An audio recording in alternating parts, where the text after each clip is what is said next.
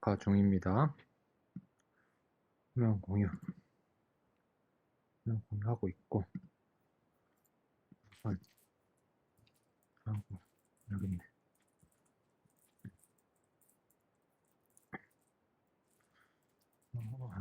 위에다 뺐고. 오케이. 자, 잘 보이시나요? 네. 오케이. 자, 발표 시작하겠습니다. 자, TDD에 대해서 계속 발표를 하고 있는 이규원이라고 합니다. 발거 좋네. 발거 좋구만. 자, TDD. 저번 주까지 이제 TDD를 어떻게 해야 되는지 그런 거에 대해서 설명을 했고, 예제를 좀 보여드렸고요. 이번 시간부터 이제 TDD의 특정한 경우에 어떤 방법을 써야 되는가, 이런 좀 더 세부적인 내용에 대해서 논의를 해볼 거예요. 이제 이번 거 같은 경우는 이제 TDD에서 입력이 어떻게 들어가고 출력이 어떻게 들어가고에 대해서 얘기를 할 건데, 그 입력이라는 것은 SUT, 그러니까 테스트가 되고 있는 시스템에 데이터를 어떻게 집어넣어 줄 거며, 어떻게 그 출력을 또 어떻게 받아들일 것인가, 거기에 대한 거를 좀 논의를 해볼 거고요. 그래서 입력과 출력. 그래서 어떤 시스템에 대해서 입력과 출력은 직접 입력하고 간접 입력으로 나눌 수 있어요. 그래서 직접 입력과 직접 출력은 공개된 인터페이스를 통한 입력과 출력이고, 그리고 다루기 굉장히 간단해요.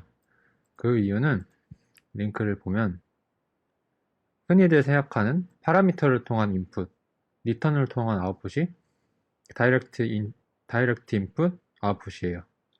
예시도 그냥 간단하게 리턴 값이 있고, 그리고 인턴 값이 프리미티브 밸류고, 그리고 인풋 값도 프리미티브 밸류로 해서 직접 대입을 했죠. 꼭 프리미티브일 필요는 없고, 그냥 어쨌든 파라미터로 직접 뭔가를 입력해준다 라고 하면 다이렉트 인풋이라 볼 수 있어요. 다이렉트 아웃풋도 마찬가지로 이런 식으로 리턴으로 하면 다이렉트 아웃풋이에요. 그러면 간접 입력은 어떤 것이냐? 간접 입력은 입력된 인터페이스를 통해서 입력과 출력을 하는 거예요. 다루기 복잡한데, 그러니까 그림으로 표현하면 어떤 시스템에다가 의존성으로 어떤 걸 넣어줘요. 예를 들어서 뭐 파라미터로 자바스크립트 같은 경우는 함수를 넣어준다든가, 그러면 그 함수에서 나오는 아웃풋을 가지고 이 시스템에서는 입력으로 이용한다. 이런 것이 바로 간접 입력이고요. 간접 출력도 똑같이 어떤 시스템에 의존성으로 넣어준 그 모듈을 호출함으로써, 호출했을 때 거기에다가 파라미터로 데이터를 넣어주면, 그러면 그게 간접 출력이에요. 그래서 이 의존성 입장에서는 출력이지만, 지금 이 테스트를 하려는 시스템, 그 집중하고 있는 시스템 입장에서는 입력이 되는 거고, 그리고 반대로 의존성 입장에서 입력이 되는 것은 시스템 입장에서는 시스템 입장에선 출력이 되는 거예요. 이런 식으로 되는 것이고, 코드로 간단히 보여드리면, 그렇죠. 네. 이게 저번 주에 보여드렸던 코드죠. 네. 저번 주에 보여드렸던 커멘트 컴포저 팩토리. 이걸로 이제 커멘트를 만들 수 있게 하는 건데, 이 커멘트 컴포저 팩토리를 갖다가 얘가 리턴하는 것은 어서하고 컨텐츠를 넣어주면 특정한 형식의 객체를 리턴하는 건데, 이것을 어떤 뭐 모듈에다가 커멘트를 어떻게 다루는 모듈에다가 넣어주고, 이걸 이용해 가지고 그 시스템에서 다른 작업을 하기 위해 처리를 하기 때문에 이것은 간접 입력이라고 할 수 있죠. 그래서 커멘트 컴포저 팩토리는 간접 입력으로 쓰이는 의존성이라고 생각할 수 있는 거고요. 예.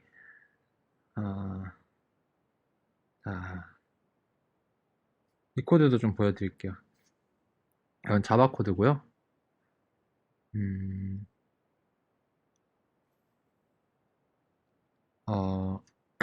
우선 이게 어떤 역할을 하는 거냐면요.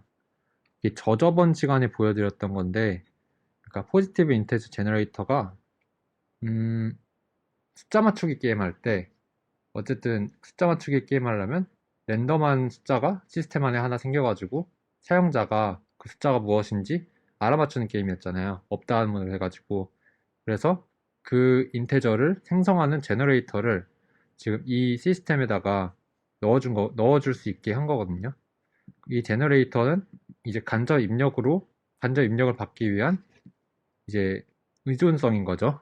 그래서 생성자에서는 엠모델이라는 생성자에서 제너레이터라는 것을 의존성으로 받고, 그리고 내부에 있는 메소드들이 이 제너레이터를 이용해서 간접 입력을 받은 거예요. 그 간접 입력이 answer고, 예. 그리고 여기도 간접 입력으로 제너레이터를 사용해서 answer라는 간접 입력을 받았어요. 이런 식으로 하는 게 간접 입력이에요. 예. 그래서 간접 입력에 대한 설명을 마쳤고, 다음은 부작용. 부작용은 그냥 사이드 이펙트라는 건데요. 이 사이드 이펙트가 뭐냐고 하면 그 인터페이스 설계에서 드러나지 않은 출력을 다 사이드 이펙트라고 해요. 사이드 이펙트는 반환값 외 출력. 그러니까 반환값으로 뭔가 출력하는 게 아닌 것들의 출력. 예를 들어 콘솔 로그라든지 아니면 파일에서 IO라든지 네트워크 IO라든지 이런 거는 반환값이 아닌데 어쨌든 출력이죠. 시스템 바깥으로 뭔가를 데이터를 내보내는 그런 것들이 사이드 이펙트고, 자주 사용되는 부작용이 이제 실패, 트로우 익셉션 할 때 그런 사이드 이펙트하고 지연이 이제 네트워크나 디스크 IO 같은 것들이 더 나중에 되잖아요. 그런 것들도 사이드 이펙트고, 간접 출력도 결국엔 사이드 이펙트예요. 간접 출력은 아까 간접 입력하고 반대로 간접 출력은 의존성에다 데이터를 넣어주는 거죠. 그래서 간접 출력도 사이드 이펙트고, 이런 사이드 이펙트가 있으면 테스트하기가 조금 까다로운데 설계를 하다 보면 어쩔 수 없이 사이드 이펙트를 쓸 일이 좀 많아요. 그래서 이런 사이드 이펙트나 아니면 간접 입력에 대해서 어떻게 테스트를 해야 되는지 앞으로 설명을 할 거예요. 네, 이건 간접 출력의 예시인데 아까 간접 입력의 예시를 보여드려서 간접 출력의 예시도 보여드리는 건데요. 이거는 저번 시간에 봤던 커멘트 작성하는 거 그거고요. 이제 어서랑 콘텐츠 입력하면 리스트를 쭉쭉 나왔던 거 기억하시죠? 거기서 이제 폼이라는 거는 맨 위에 이제 그 어서하고 콘텐츠를 받는 부분인데 이걸 한 컴포넌트로 만들었어요. 이 컴포넌트에다가 커멘트 컴포저를 만들어줬고 on new 커멘트라는 거 만들어줬는데 두 개의 역할이 커멘트 컴포저가 아까 위에서 봤던 그 커멘트 컴포저 특정 형식으로 리스트에 저장할 수 있는 오브젝트를 리턴하는 모듈이고, on new 코멘트가 이제 새로운 코멘트가 생겼을 때 코멘트 리스트에다가 이게 추가돼야 되잖아요. 코멘트가 그런 걸 처리해주기 위해서 여기다 의존성으로 지금 앱에 있는 뭔가 상태를 바꾸기 위해서 여기한테 의존성으로 이 데이터를 조작할 수 있는 것을 집어 넣어주고, 이 on new 커멘트가 여기 있는 데이터 바꿀 수 있게 하는 거죠. 이런 게 이제 간접 출력으로 디펜던시를 넣어주는 거예요. 이렇게 예시를 보여드렸고, 다음은 약간 순서가 조금 왔다 갔다 하는데 원래 제가 공부했던 자료가 이 순서여가지고 그대로 따라가겠습니다. 그래서 이거를 간접 입력과 간접 출력을 리팩토링하는 예시를 좀 보여드릴게요. 우선 이게 보이시려나요? 여러분? 한 번에 보인다. 이게 전체 화면 크지 끝이구나. 이게 저번 시간에 했던 그 커멘트 리스트의 프로젝트고요. 이게 저번 시간에 마쳤던 거거든요.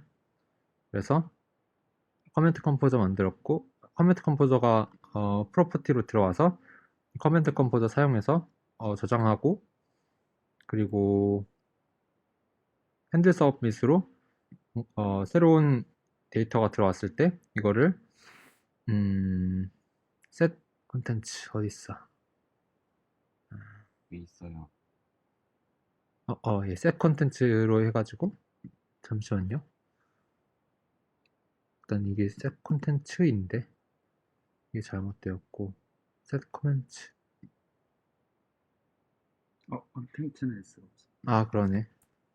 set content. 아, 예, 그쵸. set comment가 리스트여가지고 여기다가 코멘트를 계속 추가해 주는 거죠.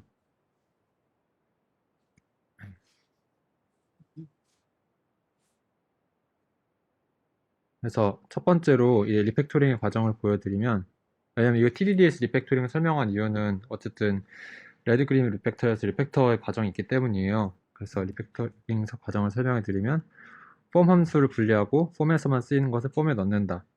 그러니까 여기 안에 지금 이 폼으로 되어 있는 부분을 좀 분리를 하고 싶은 거예요. 그럴 때 어떤 과정으로 리팩토링 하냐라고 했을 때 이 과정을 보여드리는 거거든요. div 안에 커멘트 리스트랑 폼이 있었는데 여기서 폼을 빼내요. 폼을 빼내서 함수로 만들고, 그리고 이 함수를 굳이 앱 밖으로 처음부터 빼낼 필요는 없어요. 어차피 레드 그린 리팩터의 그 과정을 따를 거기 때문에 가장 간단한 것부터 앱 안에서 그냥 그대로 폼을 빼내요. 그러면 일단 우선 이 폼 안에서만 쓰이는 그런 상태들, 그러니까 여기서는 여기 보면 바깥에서 이 폼 바깥에서 어서하고 콘텐츠를 안 쓰잖아요. 이 위에 보면 근데 어서와 콘텐츠가 맨 위에 있어서 전체로 되어 있거든요. 근데 안쪽에서만 쓰이는 걸 우선 안쪽으로 넣어줘요. 그래서 안쪽으로 넣어줘서 이 어서 콘텐츠가 폼이라는 함수 안에서만 관리될 수 있도록 처리를 해주고, 그리고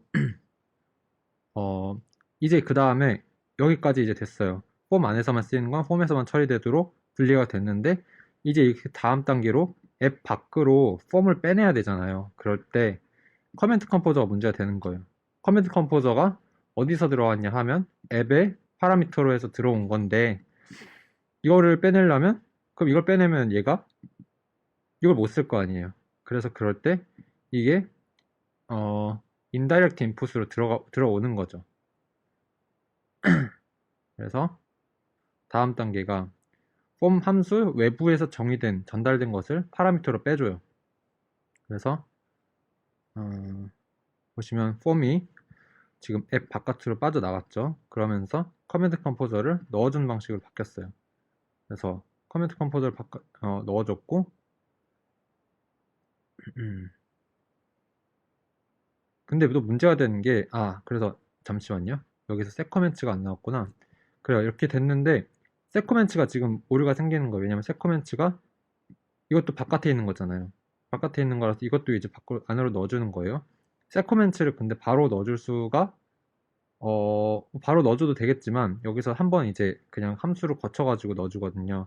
그래서 커멘트 컴포저는 지금 인다이렉트 인풋으로 넣은 거고, 세커멘츠는 이제 인다이렉트 아웃풋으로 또 넣어줘요. 그래서 on new comment라는 걸 만들어서 이 코멘트를 바꿀 수 있게 만들고, 그래서 코멘트 컴포저 인다이렉트 인풋 그리고 on new comment 해서 인다이렉트 아웃풋 해서 이 폼이라는 것을 앱으로부터 완전히 분리를 할 수 있게 된 거예요. 네. 그래서 마지막으로 이게 두 개의 코드를 두 개의 파일로 분리하면 이런 식으로 앱은 앱에 관해서만 나오고 폼은 폼에 관해서만 파일이 나오고, 이런 식으로 리팩토링 할 수 있습니다. 그래서 여기서 또 보여주는 게 인다이렉트 인풋 아웃풋을 쓸 수밖에 없는 이유를 또 이렇게 보여준 거예요. 이런 식으로 인다이렉트 아웃풋이 이렇게 생길 수밖에 없다는 걸 보여주고, 리팩토링도 이런 과정을 통해서 하면 된다는 걸 보여드렸습니다. 자, 그럼 이 상황에서 어떻게 해야지 이것들을 테스트를 할 수 있을까? 왜냐면 인다이렉트 인풋, 인다이렉트 아웃풋을 어떻게 처리해야 될까?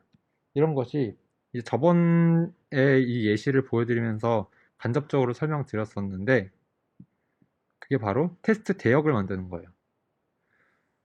테스트 대역은 대역이라는 게 이제 한국어로 좀 헷갈릴 수 있는데, 대역이 그냥 막 폭 이런 게 아니라 그냥 진짜 대역이에요. 막 배우의 대역 이런 것처럼 대신한다는 그 대역이고요. 그래서 단위 테스트에서 실제 테스트에 운영되는 코드를 대신하는 대역 코드를 사용하기도 하는데, 이런 걸 테스트 대역이라고 하고 영어로는 테스트 더블이라고 해요. 그래서 이번 시간에 배울 거는 테스트 대역의 목적하고 테스트 대역의 유형이에요. 그래서 테스트 대역을 왜 쓰냐라고 하면 첫 번째가 이제 DOC의 준비 비용이 큰 경우, 그러니까 테스트 대역을 사용하는데 DOC라는 게 뭐냐면 Depended on Component예요. 우리가 테스트하려는 대상 코드가 의존하는 컴포넌트인데 DOC의 준비 비용이 엄청 큰 경우에 이제 테스트 대역을 사용해요. 예를 들어 이 디펜던시로 넣어주는 게 사이드 이펙트를 일으킨다고 했잖아요. 그것 중에서 이게 네트워크 IO가 있고 아니면 데이터베이스에 접근하는 게 있다고 하면 유닛 테스트 돌리려는데 데이터베이스까지 켜야 되고, 그리고 아니면 뭐 다른 뭐 네트워크까지 거쳐야 되면 테스트 과정이 훨씬 복잡해지겠죠. 그리고 훨씬 더 무거워지고. 그래서 DOC의 준비 비용이 큰 경우에 테스트 대역, 그러니까 운영 코드를 대신해서 뭔가 약간 다른 걸 넣어줘서 좀 더 간단하게 만들어주는 거. 이럴 때 테스트 대역을 사용하고, 그리고 이런 경우에도요, 저희가 이제 외부 시스템에 의존하는 테스트가 있으면 그런 시스템은 이제 저희가 환경을 제한하기가 힘들잖아요. 그러니까 환경을 제한하기 힘들면 당연히 테스트에서도 이제 결과가 지멋대로 나올 테니까 그럴 때 테스트 대역을 사용하는 거죠. 대신할 수 있는 사람을 넣어주는 거고, 저희 같은 경우는 이제 아임포트 같이 결제 기능을 테스트 대역을 사용해야 될 수도 있고, 아니면 또 다른 예시가 아까 같이 랜덤으로 뭔가 값이 나오는 것들은 대역을 넣어야지만 저희가 원하는 값이 나올 수 있으니까 이런 경우는 테스트 대역을 사용하는 거죠. 네. 그리고 그 대역 코드는 SUT가 뭐냐면 시스템 언더 테스트고, 그러니까 시스템 언더 테스트 DOC가 이제 제공하는 인터페이스라는 거는 DOC가 이제 함수일 수 있고 함수에는 들어가는 파라미터가 있고 리턴이 있고, 그런데 그 계약을 그대로 준수하는 대역 코드를 사용해야 된다는 거예요. 그렇겠죠. 당연히 DOC를 대체하려는 게 대역 코드이니까 당연히 똑같이 사용을 할 수 있게 만들어줘야겠죠. 그리고 대역 코드가 계약을 DOC하고 동일하게 준수할 것이라고 가정한다. 그러니까 당연히 그렇게 준수할 것을 가정해야지 테스트를 할 수 있겠죠. 그리고 실제로 똑같이 동작하는 것은 아니지만 이 SUT 입장에서는 그냥 똑같이 동작한다고 생각하고 이 테스트를 만드는 거예요. 그래서 보통 이제 SUT를 테스트할 때 이제 테스트 더블을 한다면 이런 식의 구조를 갖게 되거든요. 일단 SUT라는 거는 테스트하려는 시스템이고, SUT가 의존하는 거는 하나밖에 없어요. 디펜던시. 자기의 인풋으로 들어온 인다이렉트 인풋을 하거나 인다이렉트 아웃풋을 하거나 하기 위한 디펜던시만을 의존하고 있고, 이 디펜던시는 이제 추상화되어 있어요. 그러니까 뭐가 구체화된 그게 아니라 이제 인터페이스만 갖고 있는 거예요. 이걸 누가 이걸 구현해 주냐는 거는 이제 SUT를 불러오는 이제 그 상위에서 호출하는 그 모듈이 그러니까 DOC를 실제로 생성해서 이 디펜던시를 구현해서 그래서 SUT에 넣어주는 거죠. 그래서 이 점점점점점이 의존이라는 그 UML에서 그런 관계이고, 이제 이 화살표, 이 비어있는 화살표가 이 구현이잖아요. 그래서 실제로 위에 있는 어플리케이션이 DOC를 구현해가지고 SUT에 넣어줘서 SUT가 그거를 의존한다. 이 구조를 아까랑 똑같죠. 파라미터로 이제 DOC를 넣어주는 거랑요. 거기 과정이 똑같이 테스트에서도 테스트가 이제 SUT를 호출하는데 이때 테스트 더블을 디펜던스를 넣어준다. 이런 그래프라고 보시면 되고, 이렇게 SUT 입장에서는 대칭되는 입장, 이런 관계를 갖는다고 정리할 수 있습니다. UML에 대해서 조금 궁금하시다면 공부하실 수 있는 링크를 넣었고요. 정리가 잘 되어 있어서 한번 공부하셔도 좋을 것 같습니다. 그래서 좋습니다. 그리고 제가 제일 간단하게 SUT와 DOC 그리고 어플리케이션 테스트 더블의 관계를 그냥 간단하게 제일 만들어 왔어요. SUT 테스트하려는 모듈이죠. 이거는 DOC라는 디펜던시를 갖고 있고, 이 디펜던시를 이용해서 어떤 값을 받아요. 그러니까 DOC는 인다이렉트 인풋이라는 거죠. 인풋을 콘솔 로그 찍어주는, 여기까지가 이제 저희가 테스트하려는 거라고 하면, 이제 원래는 이제 DOC 팩토리를 통해서 어플리케이션이 DOC 팩토리에서 만든 이 DOC로 SUT에 넣어줘서 이게 시스템이 작동되게 하는데, 썸넘버라는 건 이제 어떤 시스템에서 결정을 해주겠죠. 근데 저희는 이제 테스트를 하려면 이게 썸넘버가 뭔지 모르는 상태에서는 테스트하기가 굉장히 까다롭단 말이에요. 그럴 때 테스트 더블을 만들어서 return 10 이렇게 자기가 원하는, 테스트할 때 원하는 값을 넣을 수 있게 테스트 더블 만들어주고, 테스트 코드에서는 이 테스트 더블을 SUT에다가 DOC 대신에 넣어주는 거죠. 그렇게 테스트를 하면 됩니다. 이제 여기서부터 이게 제일 중요합니다. 이제 테스트 대역의 유형에 대해서 아셔야 돼요, 여러분들이. 그래서 먼저 크게 목차로 설명을 해드리면, 더미가 있고 스톱이 있고 스파이가 있고 목이 있고 페이크가 있어요. 이거 종류를 다 여러분 이해하실 수 있고, 사실 구분이 아주 명확해요, 이해를 하고 나면. 더미는 뭐냐면 이제 SUT 준비를 위해서 해결돼야 되는 의존성인데 실제로 그닥 사용하지 않는 거예요. 그냥 필요가 없는데 SUT 준비를 위해서는 있어야 되는 거예요. 그래서 SUT가 의존하고 있는 추상화 인터페이스를 구현해서 넣어주는데 실제로는 쓰이지 않는 거예요. 그러니까 뭐 초기화라든지 이런 거에서 무슨 값을 넣어줘야 되는데 실질적으로 이게 쓰이지 않더라도 그냥 넣어주는 거예요. 예를 들어 뭐가 있을까? 예를 들어 테스트에서는 데이터베이스에 접근하지 않는 테스트인데 뭔가 어떤 SUT를 초기화하기 위해서 데이터베이스 키를 넣어줘야 된다고 할 때 그런 경우가 있겠네요. 그러면 이제 더미를 그냥 넣어주는 거죠. 아무거나 그냥 ABCD를 넣어주고 컴파일 오류만 나지 않도록 넣어주는 게 더미. 실제로 사용되지 않는다는 게 더미고, 다음이 다음이 스톱이에요. 스톱은 이제 간접 입력의 대역이에요. 아까 말했던 간접 입력의 대역에 대해서 말씀하셨죠. 그 간접 입력을 대신해 주는 게 스톱이에요. 그래서 그쵸. 이게 간접 입력에 대한 설명이죠. 시스템 의존성에 주입되고 의존성으로부터 시스템으로 데이터가 흘러갈 때 이때 시스템에 입력돼야 되는 테스트 시나리오에 알맞는 답을 준비하고 있다가 제공해준다. 아까 말했던 그 테스트 대역 중에서 인풋을 대신해 주는 거. 이 부분이고, 자바 코드로 좀 보여드릴게요.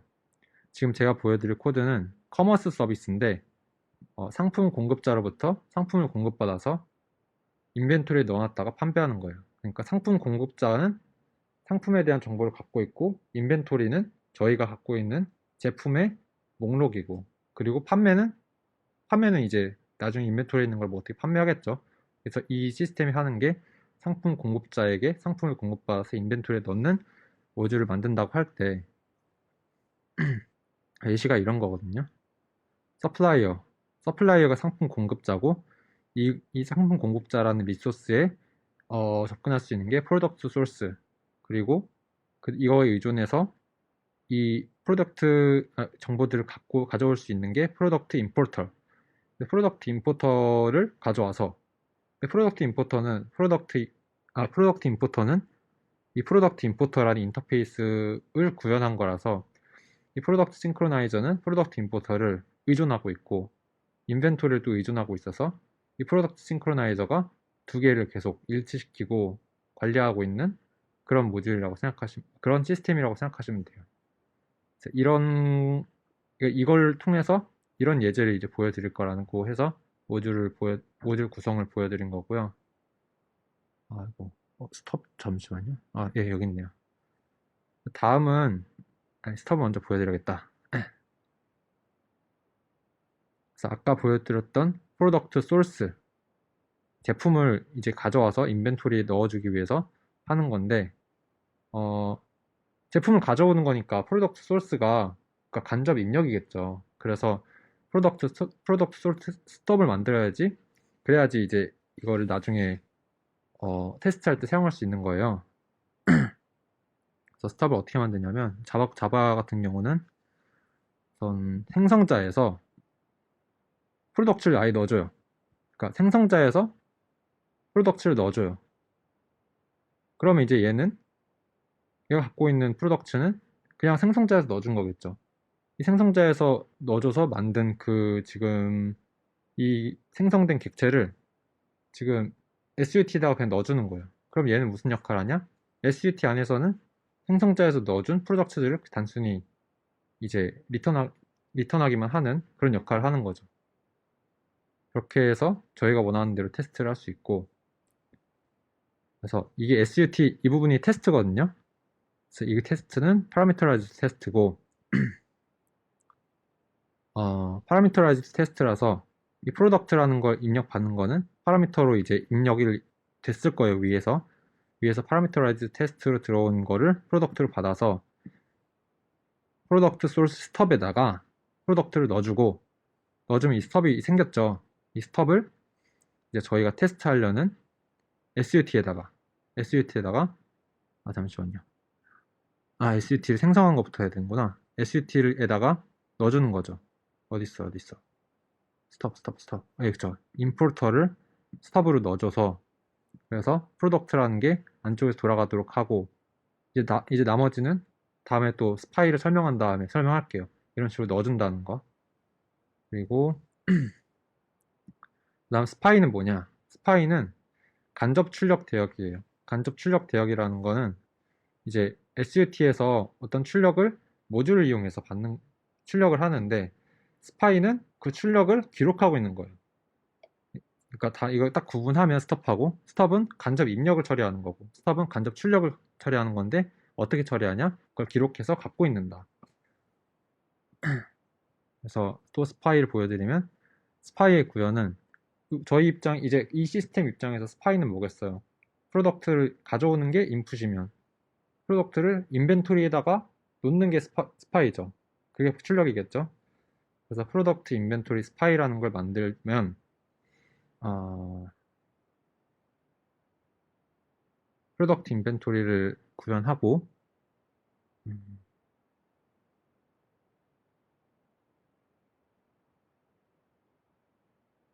이 업설트 프로덕트가 이제 이 프로덕트 인벤토리에서, 잠시만요.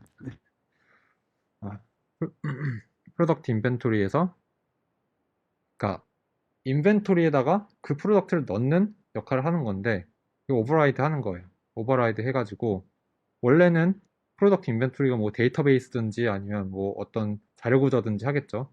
근데 그걸 하는 게 아니라 이 로그라는 어레이 리스트를 안에 그냥 간단하게 만들어 놔가지고 거기다 그냥 프로덕트를 추가하는 거고, 그리고 get log 이거는 테스트에서 쓸 거. 테스트에서 안에서 이 SUT 안에서 어떻게 돌아갔는지를 알기 위해서 볼 수 있는 함수이고, 이것으로 로그를 받아서 테스트에서 어설션을 하겠죠.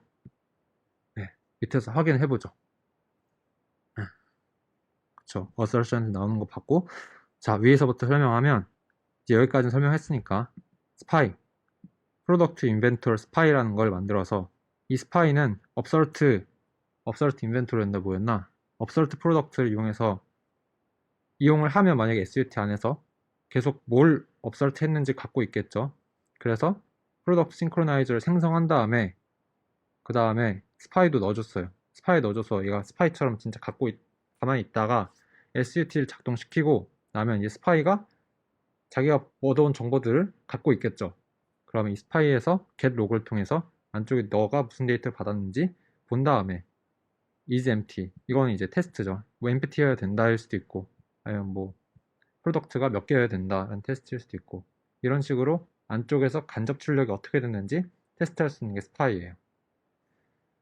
이제 목이 이제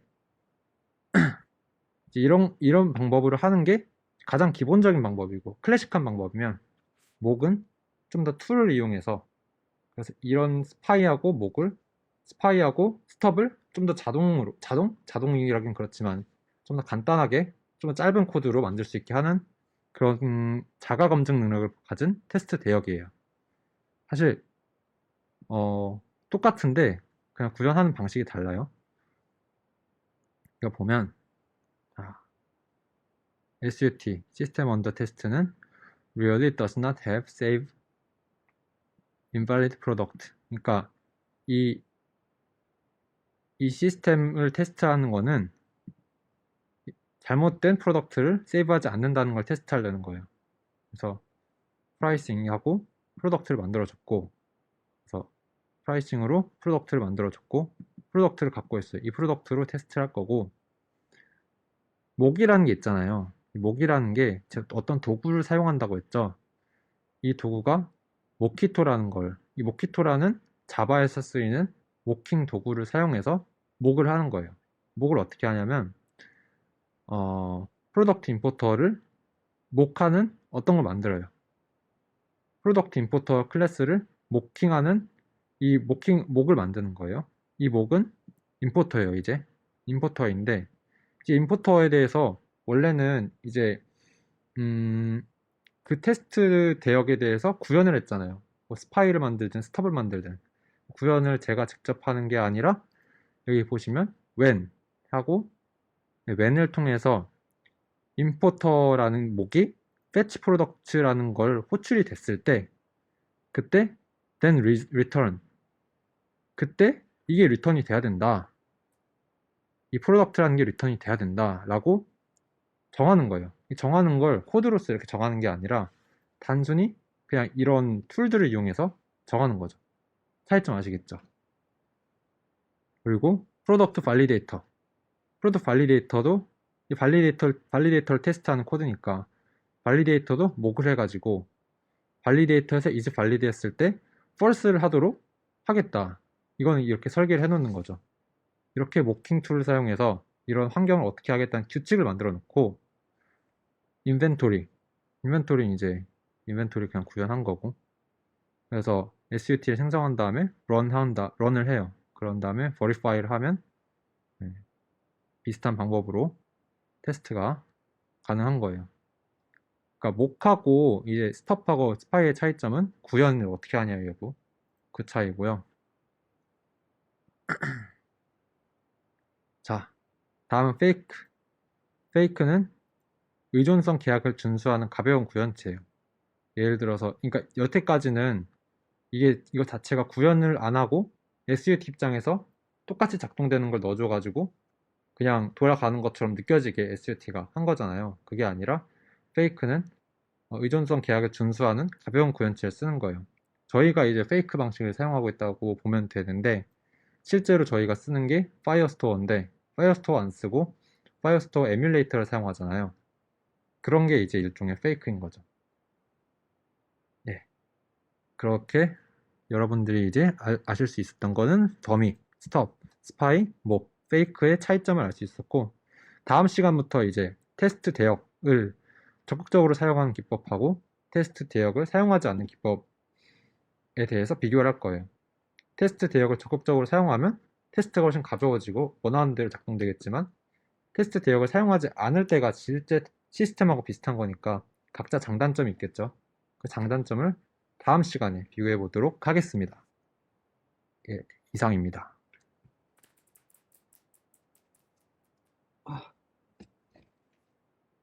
질문 받겠습니다.